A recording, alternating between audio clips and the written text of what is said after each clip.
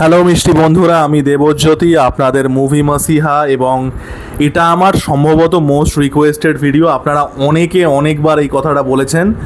Today আইল speak about the actresses I am obsessed with, এবং এটা ধরে নিন মানে ভিডিওটার প্রথম পার্ট, কারণ আমি অ্যাকচুয়ালি বেশ কিছুদিন ধরেই ভাবছিলাম the number of actresses I am obsessed with, এবং আমি যদি গোটা ফিল্ম হিস্ট্রি দেখি তো সেটা একটা ভিডিওতে কভার করার মতো না, হয়তো দুটো ভিডিওতেও খুব কষ্ট করে ধরাতে হবে, মানে দুটো খুব বড় ভিডিও হবে এবং পুরো ভিডিওটা দেখবেন। ওয়াচ টাইম বাড়ানোর জন্য বলছি না, আমি অন্য ভিডিওগুলোতে বলি না ওয়াচ টাইম, মানে আমার ওগুলো নিয়ে কোনো বদার্ডই নই। আমি ভিডিওটা পুরো দেখতে বলছি কারণ লিটারালি অহংকার করে বলছি না, এই ভিডিও কেউ বানাবে না।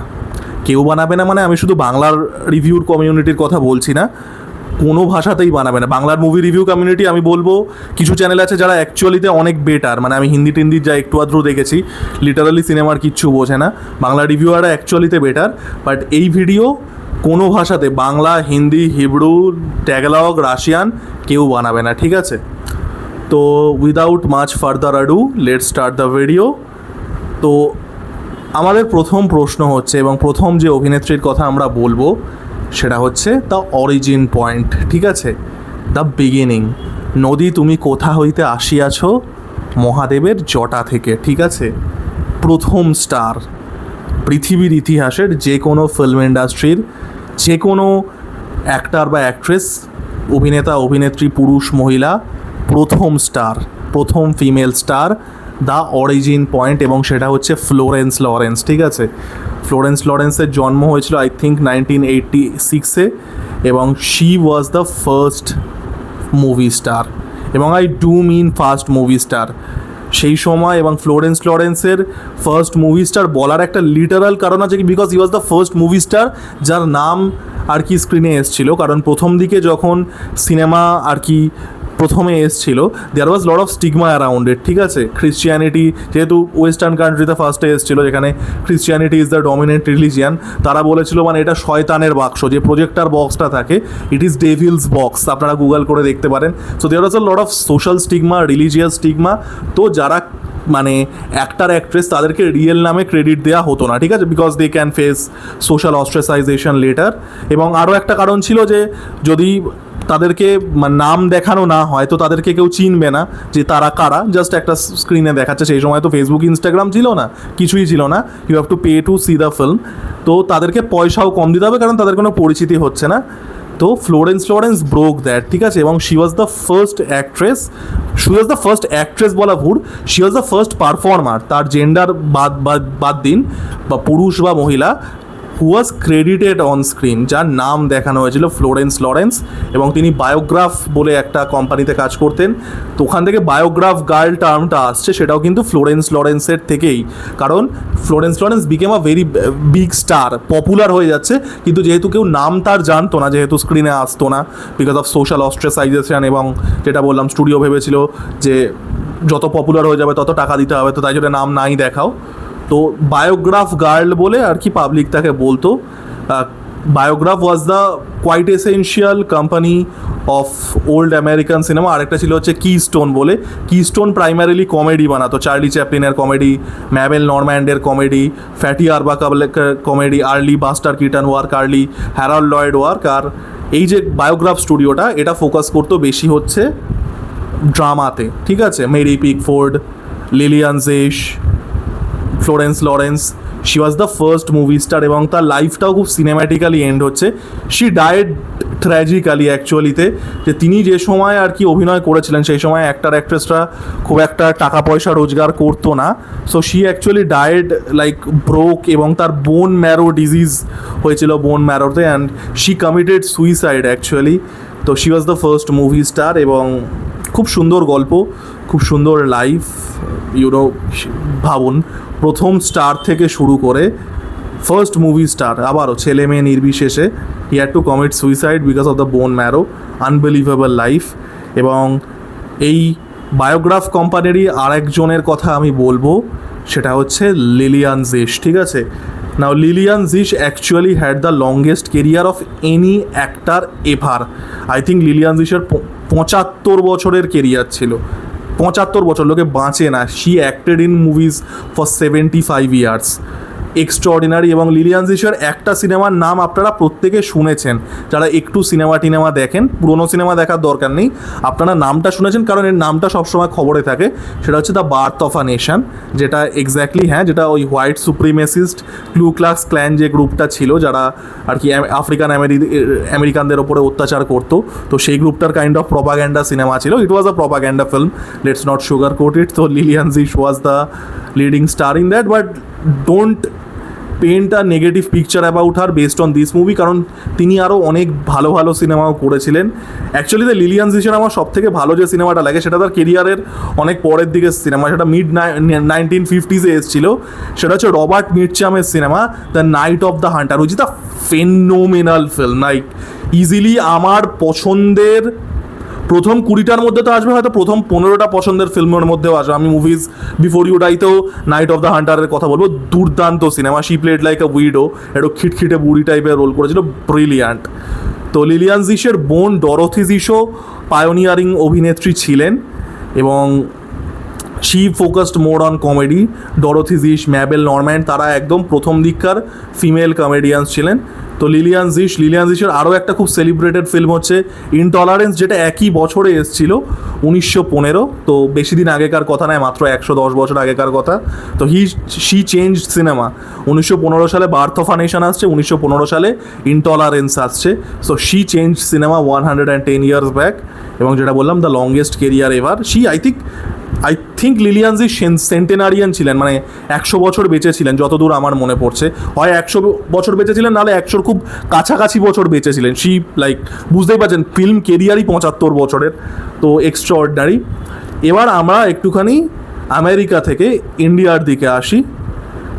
The first movie star of India, the first movie star, তার জীবনটা যেটা ছিল, আমি এটা সিনেমার গল্প না, এটা রিয়েল ইনসিডেন্ট, এটা একটা রিয়েল মানুষের গল্প। আপনারা সিনেমার গল্প হিসাবে ভাবুন যে একজন বাগদাদি জিউইশ ফ্যামিলি, বাগদাদি জিউ মানে এখন যেটা ইরাকের মধ্যে পড়বে, সেই সময় তো ব্রিটিশ কন্ট্রোল ছিল, যেহেতু সেটা আর কি অন্য রিলিজিয়ান ডমিনেন্ট, তো তারা পারজিকিউশন ফেস করছে।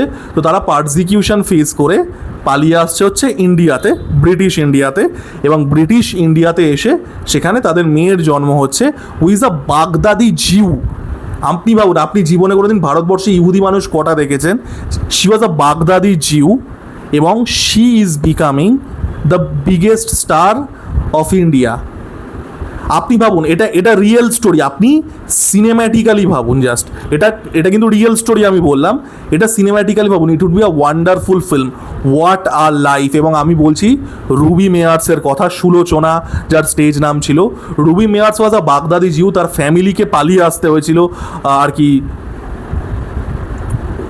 ওখানে রিলিজিয়াস পারজিকিউশন, বুঝতেই পারছেন কি বলতে চাইছি। তো এখানে এসে as a Jewish person of all things in British India, she became the first star. I mean, what a life, and she was a big star.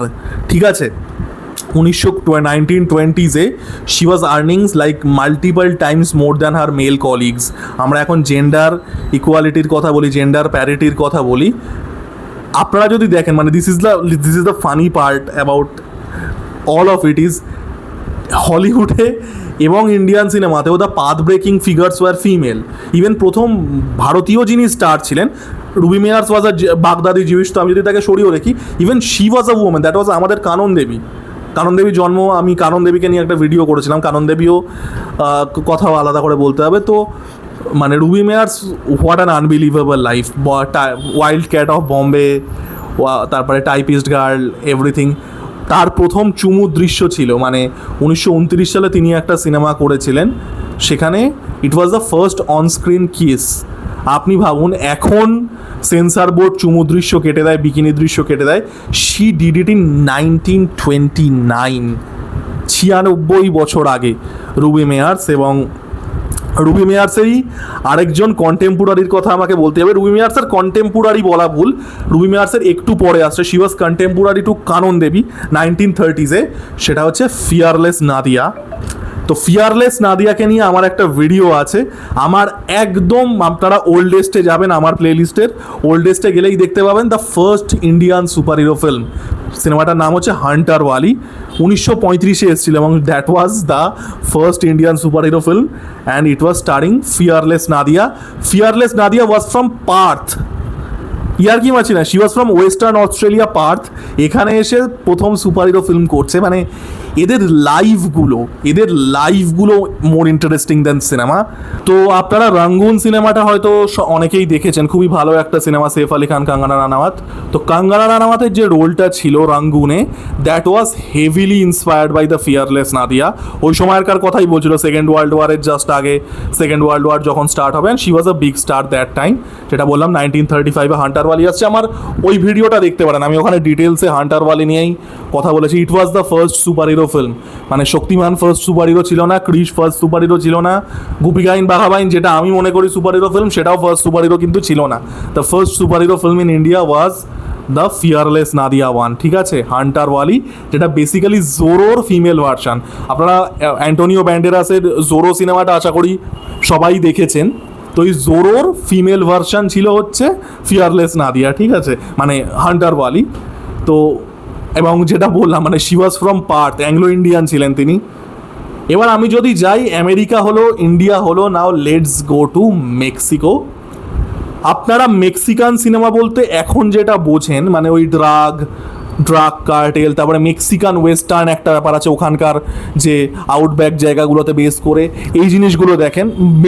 Mostly it's about cartels and drugs, যেটা unfortunate যে আমরা এখন Mexico বলতে বুঝি হচ্ছে ওই sexy Latina chicks and drugs. Very unfortunate, কারণ Mexico একটা সময় it was one of the pre eminent movie industries in the world, I am not joking.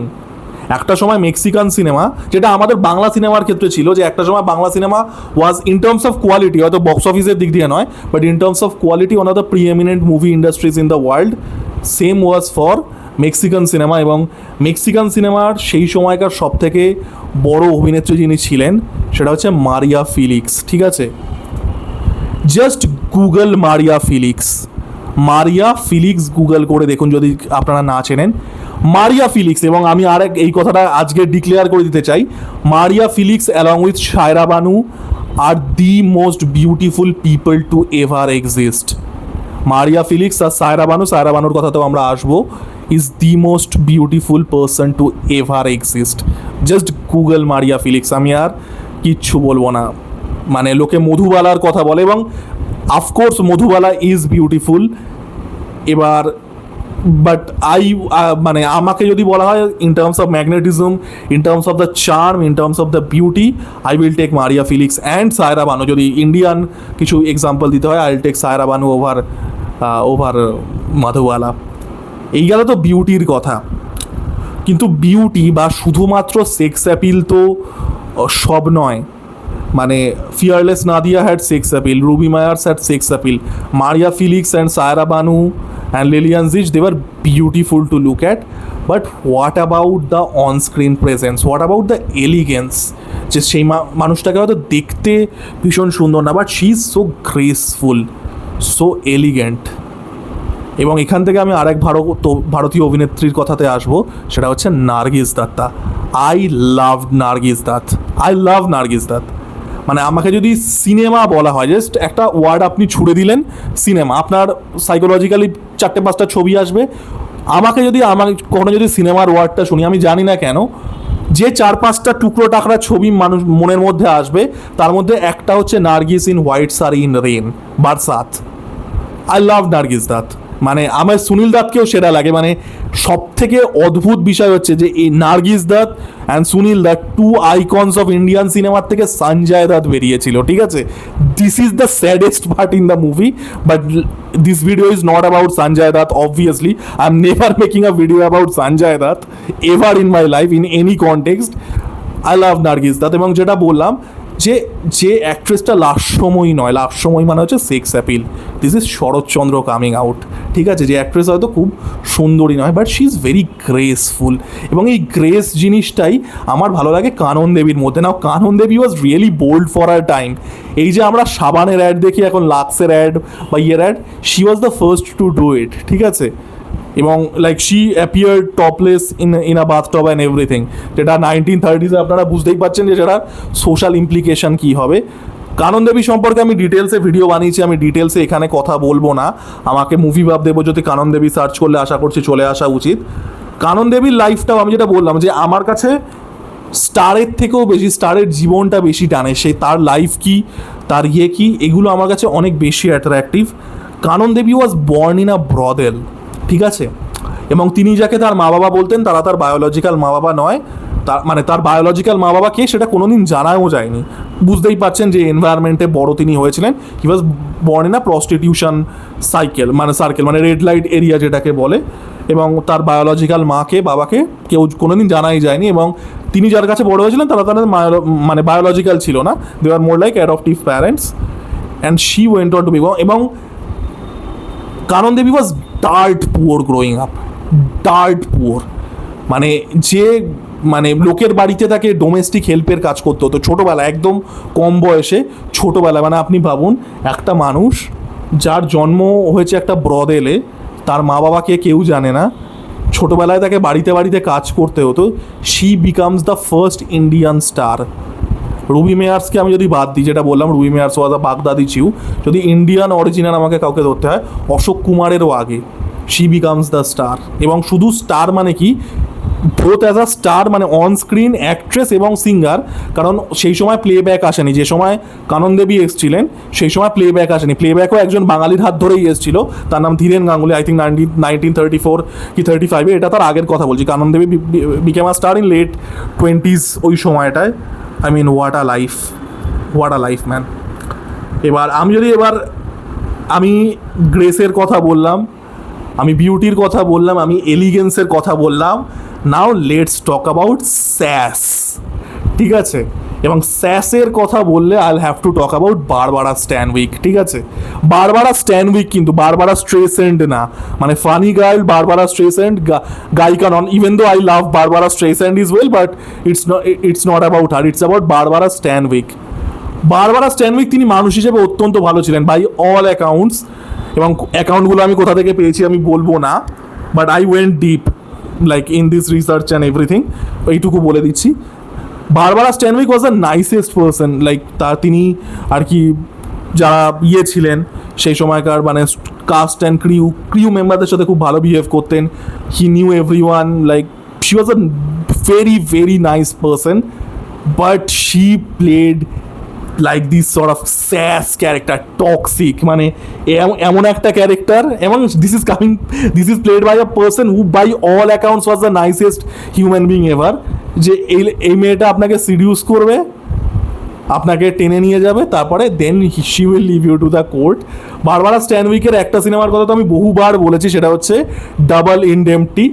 এবার আমার মানে ডাবল ইনডেমটিতে আমার দুজন খুব পছন্দের লোক আছে, একটা হচ্ছে এডওয়ার্ড জি রবিনসন, আর একটা হচ্ছে বারবারা স্ট্যানউইক।